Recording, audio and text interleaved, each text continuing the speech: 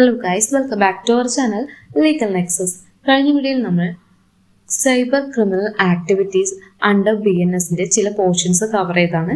ഇന്നത്തെ വീഡിയോയിൽ നമുക്ക് ബാക്കി കൂടി കവർ ചെയ്യാം. ആദ്യം നമ്മൾ പഠിക്കാൻ പോകുന്നത് സ്റ്റോക്കിംഗ് ആണ്. സെക്ഷൻ 78 സബ്സെക്ഷൻ 1ലാണ് സ്റ്റോക്കിങ്ങിനെ കുറിച്ച് പറയുന്നത്. സ്റ്റോക്കിംഗ് എന്നാൽ any man who follows A woman and contacts or attempt to contact such woman to foster personal interaction repeatedly despite a clear indication of disinterest by such woman, or monitors the use by a woman of internet, email or any other form of electronic communication commits the offense of stalking. Stalking എന്നാൽ ഏതെങ്കിലും ഒരു വുമണിനെ follow ചെയ്യുക, കൂടാതെ അവരെ contact ചെയ്യാനോ അല്ലെങ്കിൽ attempt to contact ചെയ്യുകയോ, അവർ വന്ന് ക്ലിയർലി അവർക്ക് ഇൻട്രസ്റ്റ് ഇല്ലെന്ന് പറഞ്ഞതിന് ശേഷവും അവരിനെ ഫോളോ ചെയ്യുക, അതുപോലെ തന്നെ അവരിനെ ഇന്റർനെറ്റ്, ഇമെയിൽ തുടങ്ങിയ ഇലക്ട്രോണിക് കമ്മ്യൂണിക്കേഷൻ പ്ലാറ്റ്ഫോം ഉപയോഗിച്ചുകൊണ്ട് മോണിറ്റർ ചെയ്യുക. ഇതിനൊക്കെയാണ് മെയിൻലി സ്റ്റോക്കിങ്ങിന്റെ അണ്ടറിൽ കൊണ്ടുവരുന്നത്. പനിഷ്മെന്റ് ഫോർ സ്റ്റോക്കിംഗ് എന്ന് പറയുന്നത് സെക്ഷൻ 78 സബ്സെക്ഷൻ 2ലാണ് പറയുന്നത്.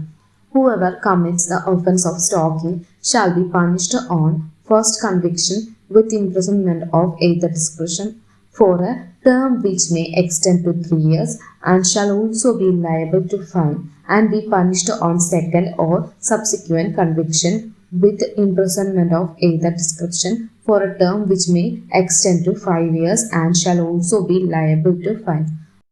ഇതിന്റെ പനിഷ്മെന്റ് പറയുകയാണെങ്കിൽ ഫസ്റ്റ് കൺവിക്ഷൻ ഇവർക്ക് 3 year വരെയാണ് അവർക്ക് ഇംപ്രിസൺമെന്റ് കൊടുക്കുക, അതുപോലെ ഫൈനും ഈടാക്കാവുന്നതാണ്. അതേസമയം സെക്കൻഡ് അല്ലെങ്കിൽ സബ്സിക്വന്റ് വീണ്ടും ഇങ്ങനത്തുള്ള പ്രവൃത്തികൾ ചെയ്യുന്ന ആൾക്കാർക്ക് 5 years വരയ്ക്ക് അല്ലെങ്കിൽ ഫൈനും കൊടുക്കാവുന്നതാണ്. പനിഷ്മെന്റ് ഫോർ തെഫ്റ്റ്, നമ്മൾ തെഫ്റ്റ് ആണ് അടുത്തത് നോക്കാൻ പോകുന്നത്. സെക്ഷൻ 303ലാണ് പനിഷ്മെന്റ് ഫോർ തെഫ്റ്റിനെ കുറിച്ച് പറയുന്നത്. Whoever intend to take dishonestly any movable property out of the possession of any person without that person's consent moves that property in order to such taking is said to commit theft. അപ്പോൾ theft എന്ന് പറയുന്നത് simply നമുക്ക് മനസ്സിലാക്കുകയാണെങ്കിൽ ഒരു വ്യക്തിയുടെ പൊസഷനിൽ നിന്ന് അദ്ദേഹത്തിന് അനുമതി കൂടാതെ അതിനെ മൂവ് ചെയ്യുന്നതിനാണ് തെഫ്റ്റ് എന്ന് പറയുന്നത്. Whoever commits theft shall be punished with imprisonment of either discretion for a term which may extend to 3 years, or with fine, or with both in case of second or subsequent conviction of any person under this section. He shall be punished with rigorous imprisonment for a term which shall not be less than 1 year, but which may extend to 5 years, and with fine. അപ്പോൾ punishment പറയുമ്പോൾ അദ്ദേഹത്തിന് 3 years വരയ്ക്ക് punishment കൊടുക്കാം, അതുപോലെ തന്നെ ഫൈനും കൊടുക്കാം. അതേസമയം അതിൽ സെക്കൻഡ് ഓർ സബ്സിക്വന്റ് കൺവിക്ഷൻ ആണെങ്കിൽ ആ പനിഷ്മെന്റ് വന്നിട്ട് റിഗറസ് ഇംപ്രിസൺമെന്റ് ആക്കാം. അതൊന്ന് 5 years 1 year അല്ലെങ്കിൽ it may extend to 5 years വരയ്ക്ക് പനിഷ്മെന്റ് കൊടുക്കാൻ പറ്റും വിത്ത് ഫൈൻ. ഇതൊരു കോഗ്നിസബിൾ ഒഫൻസ് ആണ്, നോൺ ബെയിലബിൾ ആണ്, any magistrate can take trial. അതുപോലെ തന്നെ എക്സ്പാൻഡഡ് ഡെഫിനേഷൻ ഓഫ് തെഫ്റ്റ് നോക്കുകയാണെങ്കിൽ the definition of movable property in BNS is wider than it was in IPC. Section 2 subsection 21 of BNS define movable property. It omit the word are intended to include corporeal before the word property, which was there in definition of movable property in section 22 of IPC. Defamation. Section 356 subsection 1 of BNS ആണ് ഡിഫമേഷനെ കുറിച്ച് പറയുന്നത്. Whoever by words either spoken or intended to be read, or by sign or by visible representation make or publishes in any manner any imputation concerning any person intending to harm, or knowing or having reason to believe that such imputation will harm the reputation of such person is said to expect in the cases hereinafter expected to defame that person. Defamation എന്നതിനെ കുറിച്ച് നമ്മൾ taught സീരീസിൽ കുറച്ചുകൂടി വ്യക്തമായിട്ട് കണ്ടതാണ്. അപ്പോൾ defamation എന്ന് പറയുമ്പോൾ ഏതെങ്കിലും വേർഡ്സ് ഇത് spoken or intend to be read, ഒരു വ്യക്തിയുടെ ക്യാരക്ടറിനെ അസാസിനേറ്റ് ചെയ്യുന്ന പോലത്തെ അദ്ദേഹത്തിന്റെ റെപ്യൂട്ടേഷനെ ഹാം ചെയ്യുന്ന തരത്തിലുള്ള ഏതൊരു കാര്യത്തിനെയും നമ്മൾ ഡിഫമേഷൻ്റെ അണ്ടറിൽ കൊണ്ടുവരാവുന്നതാണ്. പണിഷ്മെന്റ് ഫോർ ഡിഫമേഷൻ നോക്കാം. Section 356 subsection 2.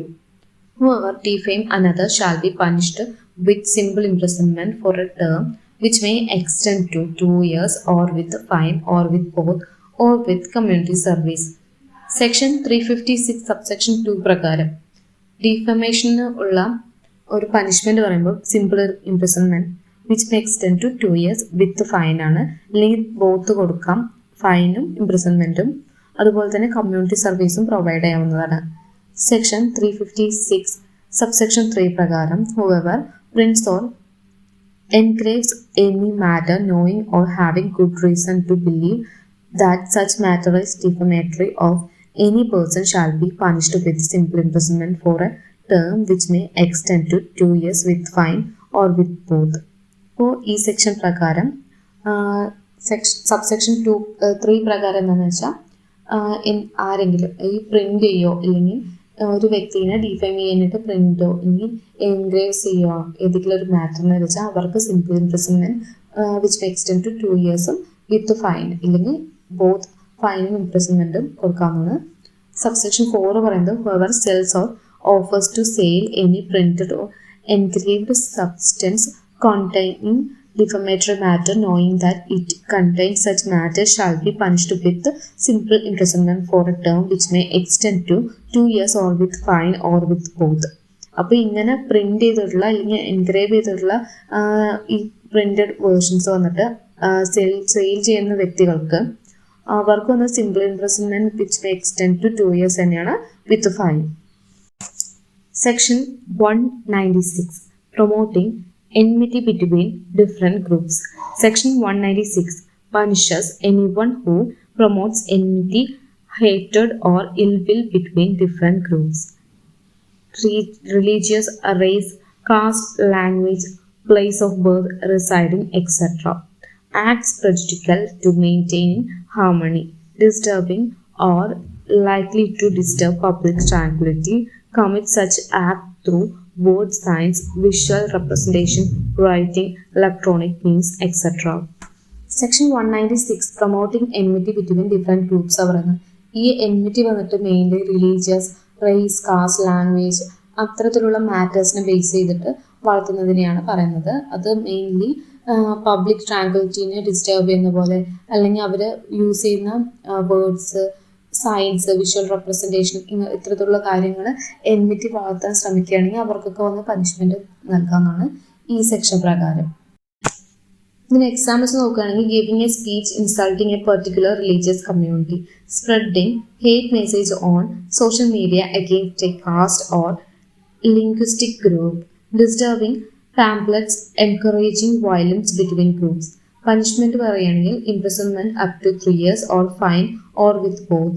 If the act causes violence or an offense, punishment can be up to 5 years and fine. Section 353 Public Mischief. Section 353 covers false information, rumors or alarming news that may cause fear or panic among the public, cause someone to commit an offense against the state or public order, disturb public peace, damage public tranquility. Public peace, tranquility ഇതിനെയൊക്കെ damage ചെയ്യുന്ന പോലുള്ള കാര്യങ്ങൾ ചെയ്യുന്നതിനെയാണ് public mischief എന്നതുകൊണ്ട് ഉദ്ദേശിക്കുന്നത്. 353 ഇത് cover ചെയ്യുന്നത്.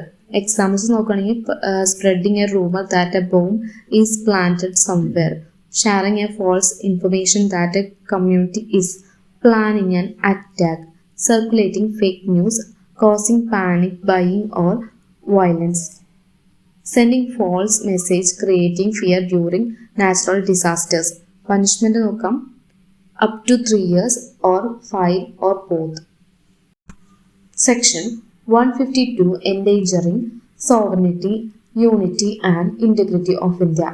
Section 152 punishes any act spoken, written, digital or symbolic that excites or attempt to excite sections, encourage armed rebellion against the government of India, support separatistic activities, endanger the sovereignty, unity or integrity of India, disclaims, questions, dispute or is intended to cause disaffection against India.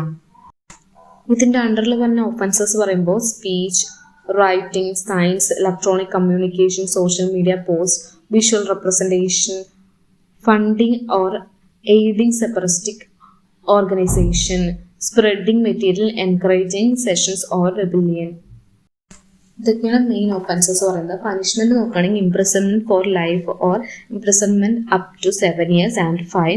It is a serious offence. ഇതൊരു cognizable ആണ് and non പെയിലബിളും ആണ്. Illustration നോക്കുകയാണെങ്കിൽ a person publicly declares that a particular state should break away from India and encourage people to join a military movement, circulating pamphlets or social media posts praising armed rebellion against the Indian government, funding or supporting organization that promotes secessionist ideology, delivering a speech advocating violence to separate a region from India.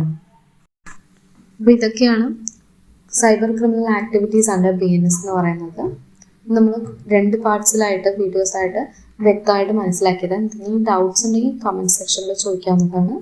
അതുപോലെ തന്നെ if you found this video helpful, don't forget to like, share and subscribe for more legal insights.